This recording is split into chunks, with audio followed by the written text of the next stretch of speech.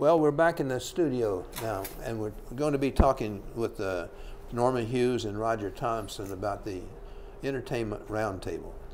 Now, I suspect many of you don't really know about the Entertainment Roundtable, but we have a group of people here who plan the programs that come into Green Spring, and they give us a year's schedule and so forth, and we're going to have them talk about that. So welcome, Norma, and Thank you. Roger. I appreciate your coming. Appreciate on being on. And Yes. tell me about the Entertainment Roundtable. Just what is it? Well, the Entertainment Roundtable consists of volunteer residents.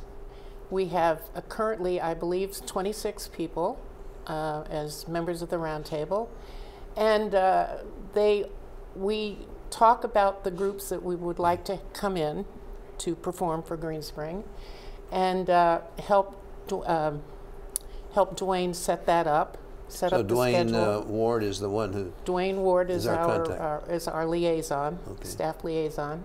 And we, members of the Roundtable, also serve as ushers for the performances, as ticket sellers, ticket takers, and we sort of arrange for everything that's going to be performed. Okay, so the Entertainment Roundtable then is responsible for our programmed entertainment. That's right. And I presume that's the Sidney Foster series. That's right. And Saturday Night Live. Or Saturday Night Live. Any others?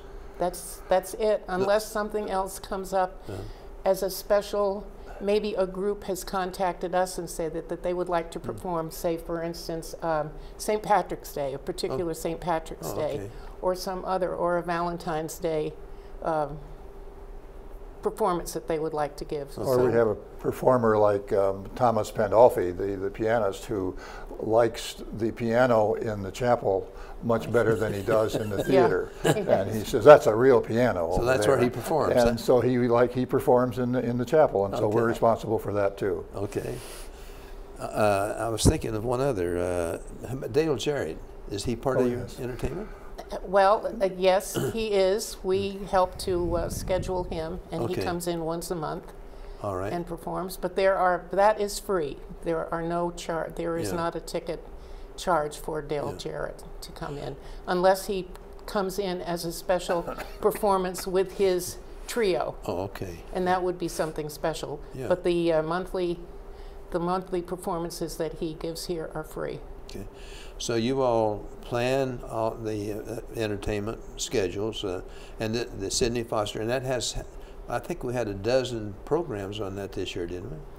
10. We had 10? 10. We didn't have any in July and August. That's right. Okay. Not in July and next year we're August. planning 10 also? It's the same thing, yes. Okay, good. And then we have the Saturday Night Live, and how many do we have for that? There will be one every month. 12? Right. Yes. Okay, and then plus Dale Jarrett. Yes. So that's a lot of entertainment. That is quite a bit. And good entertainment, too. Yeah, really. Yes, that's Really. what we plan to offer. Yeah, how do you go about choosing the people who come in, the groups that come in? Well, sometimes they are groups that have performed here for us before, and other times a group will contact Green Spring and say that they would like to come and perform for Green Spring, and we sort of evaluate what they have to offer and so on. But generally, it's they are all essentially semi-professional.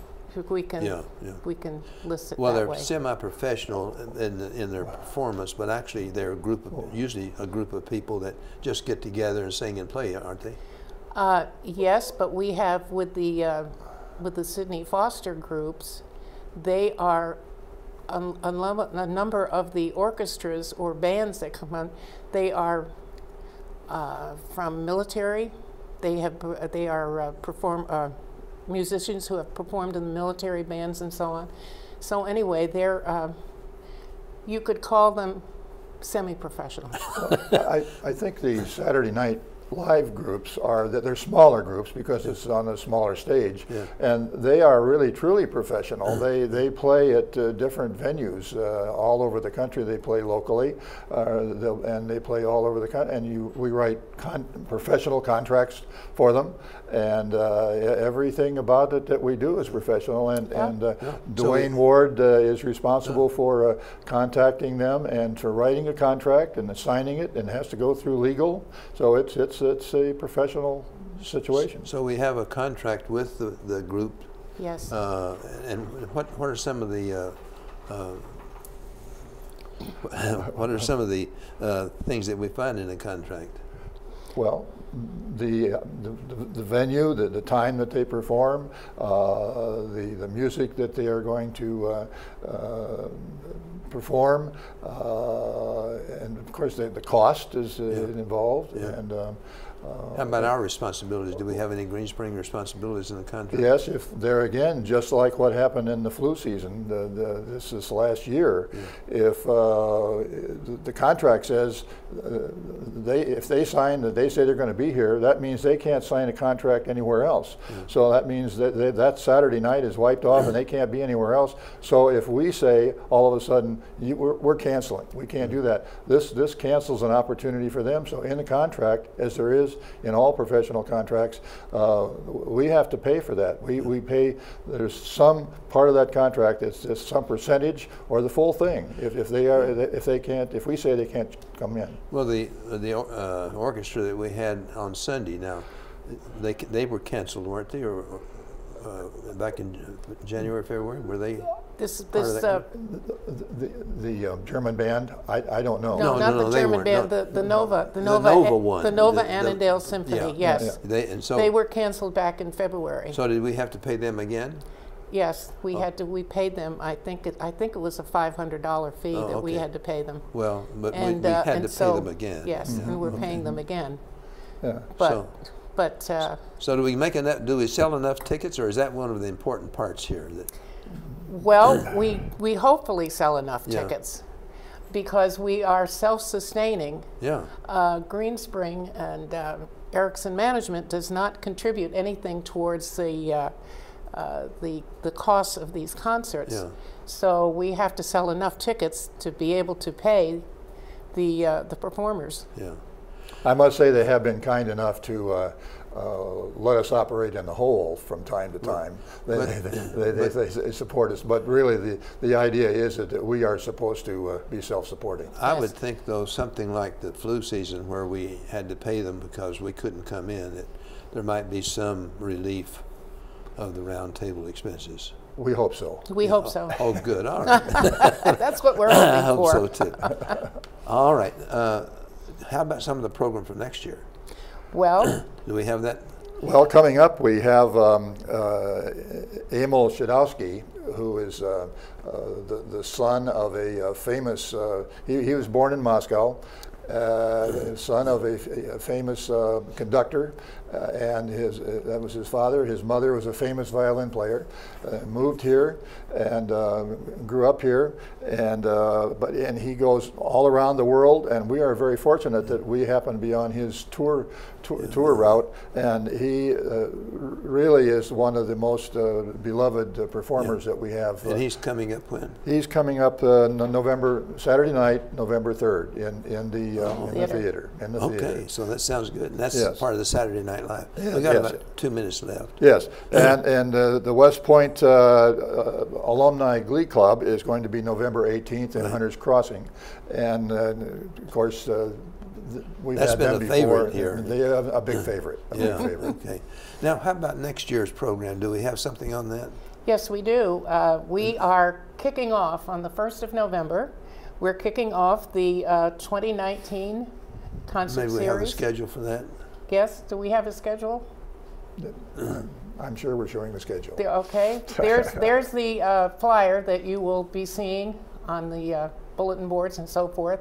But then there is a schedule. We have a schedule. And there's something important about this schedule, and that at the bottom of the schedule is a little ticket or a little coupon. Tear off. Tear off, okay. And what does that tear off say? The tear off gives us the There's it. yeah.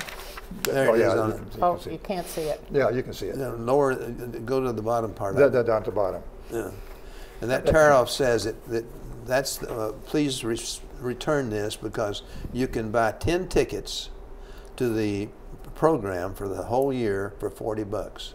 Right, That's rather than $5 per ticket. Yeah. And so you get the series for $40. we encourage people to buy that season ticket.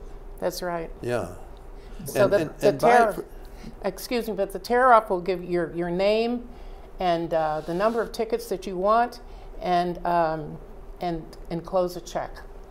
Good. And so, folks, it's going to be available to you. You're going to put them in the cubbies? Yes, they will be available. The schedule will be in the cubbies.